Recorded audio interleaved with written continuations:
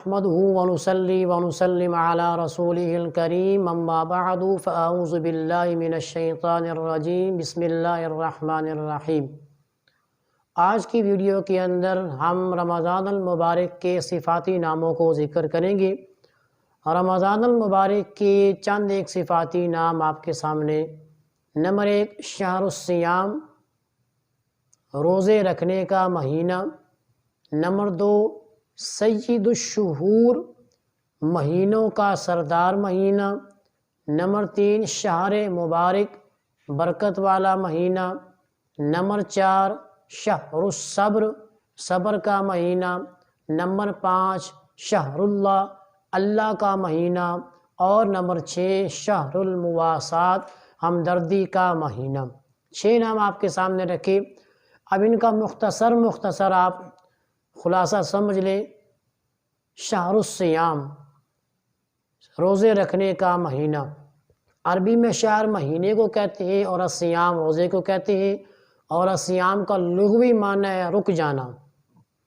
تو اس مہینے کے اندر بھی روزہ دار کھانے پینے سے رک جاتا ہے، اور اس رکنے کی وجہ سے اس کا نام شہر الصیام بن جاتا ہے۔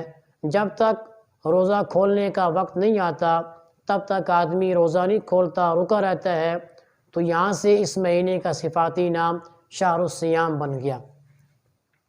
مزید بھی اس کی تشریح ہے، لیکن ہم ویڈیو کو لمبا نہ کرنے کی بنا پر مختصر آپ کے سامنے رکھیں گے۔ نمبر 2 سید الشہور، سید کہتے ہیں سردار کو، اور الشہور شہر کی جمع ہے۔ شہر کا مطلب ہم نے بتایا تھا مہینہ، تو الشہور مہینوں، یہاں سے پتہ چلا کہ یہ مہینہ مہینوں کا سردار ہے۔ اسلامی سال میں 12 مہینوں میں سے یہ مہینہ رمضان المبارک باقی 11 مہینوں کے لیے سردار کی حیثیت رکھتا ہے۔ جس طرح تمام انبیاء کرام کے سردار آپ صلی اللہ تعالی علیہ وسلم ہیں، تمام کتابوں کی سردار کتاب اللہ ہے، تمام راتوں کی سردار شب قدر ہے، اور اسی طرح تمام وادیوں کی سردار بیت المقدس ہے، تمام غلاموں کے سردار بلال حبشی ہیں، تمام شہروں کے سردار مکہ المکرمہ ہے، تمام کنوؤں کا سردار وہ کنواں جو زمزم والا ہے، تمام مچھلیوں کی سردار وہ مچھلی جس کے پیٹ میں یونس علیہ السلام ہے۔ تو اسی طرح اس مہینے کو بھی وہ مرتبہ وہ مقام حاصل ہے کہ یہ تمام مہینوں کا سردار ہے۔ نمبر 3 شہر مبارک، برکت والا مہینہ۔ برکت آپ اس چیز سے بخوبی اندازہ لگا چکے ہیں کہ رمضان المبارک کے آتے ہی ہر بندہ عبادت کی طرف لگ جاتا ہے، ہر بندہ روزہ رکھنے کی کوشش کر رہا ہے۔ چھوٹے چھوٹے بچے بھی ہیں تو وہ بھی رات کو اپنے امی ابو سے کہتے ہیں کہ ہمیں بھی صبح سحری کے وقت جگائیں، ہم نے بھی روزہ رکھنا ہے۔ میرے اپنے مشاہدے میں ہے کہ گزشتہ 3-4 سالوں کے اندر میں ایک ٹیچر ہوں اور حفظ کی کلاس میں چلاتا ہوں۔ کچھ میرے طلباء ان کی ایج 8، 9 اور 10 سال تھی، تو رمضان المبارک میں کلاس جاری تھی، تو ان بچوں نے روزہ رکھا، اور ایک روزہ وہ رکھتے تھے اور ایک روزہ وہ نہیں رکھتے تھے، کہ تاکہ اس سے ان کی تربیت بھی ہو اور انہیں ہمت بھی رہے، پڑھنے کی شوق جذبہ بھی رہے۔ تو ایک دفعہ انہوں نے 2 روزے اکٹھے رکھ لیے۔ اب وہ بچے تھے، معصوم تھے، وہ بھوک اور پیاس نہیں برداشت کر سکے، تو جس کی وجہ سے ان بچوں کا یہ بتانا ہے کہ بڑی مشکل سے استاد جی ہم نے اپنا روزہ مکمل کیا، کہ ہم جب گھر گئے تو فوراً ہی ہم سو گئے، نیند بھی ہمیں نہ آئے کہ پیٹ خالی ہونے کی وجہ سے بھوک تڑ پائے، پیاس تڑ پائے، تو پھر ہم بار بار غسل کرتے رہتے تھے۔ اور وہ ہمارا ایک طالب علم ہے، میں اس کا نام یہاں نہیں لوں گا، ممکن ہے میری ویڈیو اس تک پہنچے، تو بہرحال اللہ تعالیٰ اس کو مزید ہمت اور توفیق دے۔ وہ بیچارہ پہلے ہی کمزور تھا، لیکن اس نے روزہ نہیں رکھا، بالکل روزہ کھولنے کے قریب وہ بیمار ہو گیا، اور یوں محسوس ہوں، گھر والے اس کے ہمیں بتا رہے تھے کہ جیسے ہمارا بچہ بے ہوش ہو گیا ہے، یعنی پھر بھی اس بچے نے روزہ نہیں چھوڑا۔ یہ چیز ہوتی ہے کہ جب بچوں کے اندر دینداری کا شوق آپ پیدا کرنا چاہیں تو اس کے لیے سب سے پہلے ضروری ہے کہ خود آپ دیندار ہوں۔ اگر آپ دیندار ہوں گے تو انشاءاللہ وہ چیز آپ کے بچوں میں ٹرانسفر ہوگی۔ تو بالآخر اس بچے نے روزہ نہیں توڑا، ہمت اس کی دیکھے اللہ تعالیٰ اس کے روزوں کو قبول کرے، اس نے روزہ نہیں توڑا۔ صبح اگر اس نے مجھے بتایا کہ استاد جی میرے ساتھ یہ معاملہ پیش ہوا کہ پہلے تو میں نہا کے اپنے آپ کو اس طرح جو ہے نا وہ تسلی دیتا رہا کہ ابھی ٹائم تھوڑا ہے، لیکن پھر ایک ایسا ٹائم آیا کہ میں نہیں برداشت کر سکا، پھر مجھے نہیں پتا میں کہاں تھا، کیسے ہوا، تو اللہ نے کیا کہ روزہ میرا پائے تکمیل تک پہنچا۔ تو یہ شہر مبارک جو ہم نے کہا کہ برکت والا مہینہ ہے کہ اس میں چھوٹے چھوٹے بچے بھی اس میں لگ جاتے ہیں۔ رات کو تراویح میں آپ دیکھیں چھوٹے چھوٹے بچے ہیں، بوڑھے ہیں، جوان ہیں، اور عام حالات میں دیکھیں شام میں تو 4 بندے ہوتے ہیں، فجر میں 2-4 بندے ہوتے ہیں۔ اس میں یہ برکت ہوتی ہے کہ اللہ تعالیٰ کی رحمت ہر خاص و عام کو گھیر لیتی ہے، ہر خاص و عام مسجد میں جا رہا ہے، عورتیں گھروں میں تلاوت شروع کر رہی ہیں، تو ایک خوبصورت ماحول بنا ہوتا ہے، تو اس وجہ سے اس کا نام شہر مبارک رکھ دیا گیا۔ اسی طرح اس کا چوتھا نام ہم نے پڑھا تھا شہر الصبر، صبر کا مہینہ، کہ اس مہینے میں صبر آدمی کو آتا ہے۔ اب وہ اپنی مرضی سے کھا بھی نہیں سکتا، اپنی مرضی سے پی بھی نہیں سکتا، تو بالآخر وہ کیا کرتا ہے؟ صبر کرتا ہے، اور صبر کے بدلے اللہ تعالیٰ اس کو جنت دیتے ہیں۔ اور یہ میں نہیں کہہ رہا، جناب محمد الرسول اللہ صلی اللہ تعالی علیہ وسلم نے فرمایا کہ رمضان صبر کا مہینہ ہے اور صبر کا بدلہ جنت ہے۔ ایک اور مرتبہ اللہ کے نبی صلی اللہ تعالی علیہ وسلم نے فرمایا کہ اللہ تعالی رمضان المبارک میں فرماتے ہیں، اے میرے بندوں اور کنیزوں، تم کو بشارت ہو، صبر کرو اور ثابت قدمی دکھاؤ، قریب ہے کہ تمہاری تکلیف اور دکھ کو دور کر دوں اور اپنی رحمت میں جگہ عطا فرماؤں۔ سبحان اللہ، سبحان اللہ۔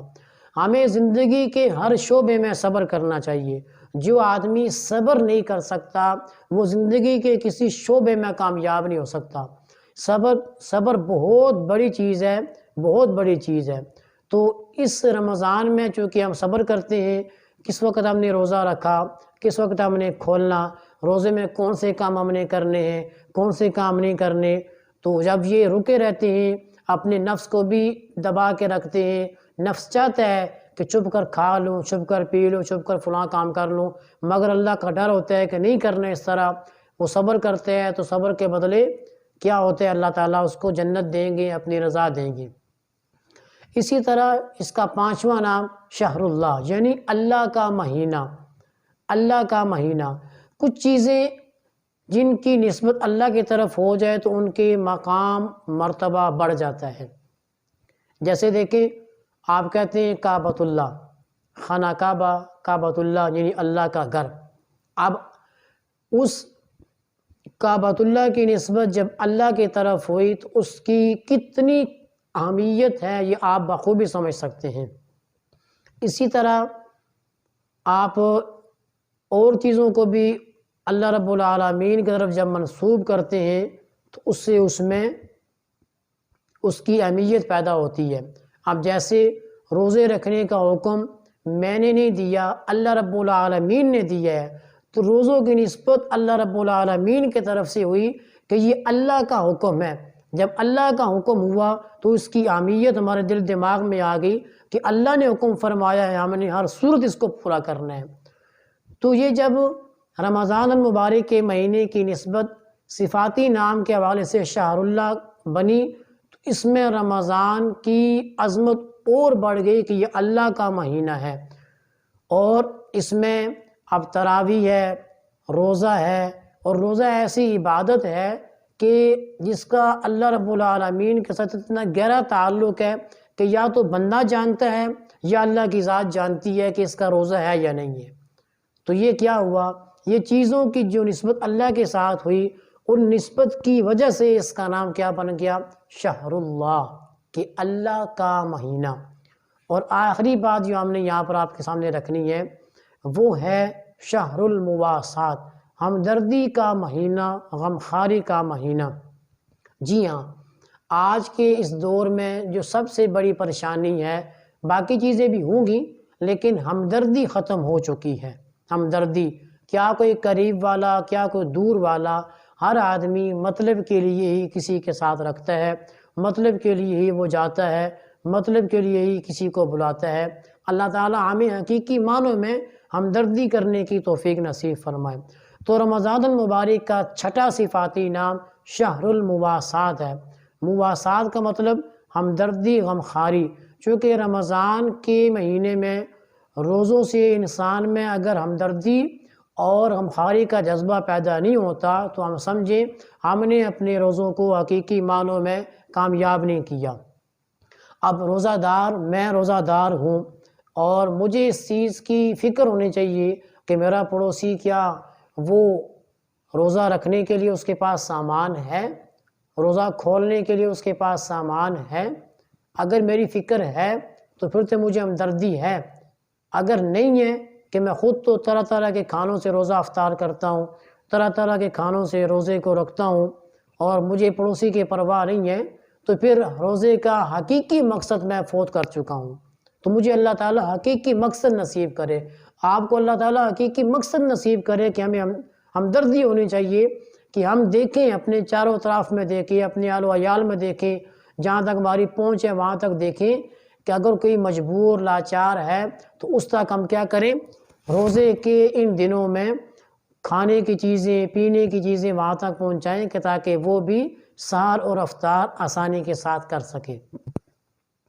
تو اللہ تبارک و تعالیٰ سے دعا ہے کہ اللہ تعالیٰ یہ رمضان المبارک کے جو صفاتی نام آپ کے سامنے رکھے اور مختصر سا ان کا خلاصہ آپ کے سامنے رکھا، وہ ہم سب کو سمجھنے کی توفیق عطا فرمائے اور اتنی اہمیت والا جو مہینہ ہے اس کی قدر کرنے کی توفیق عطا فرمائے۔ وآخر دعوانا ان الحمد للہ رب العالمین۔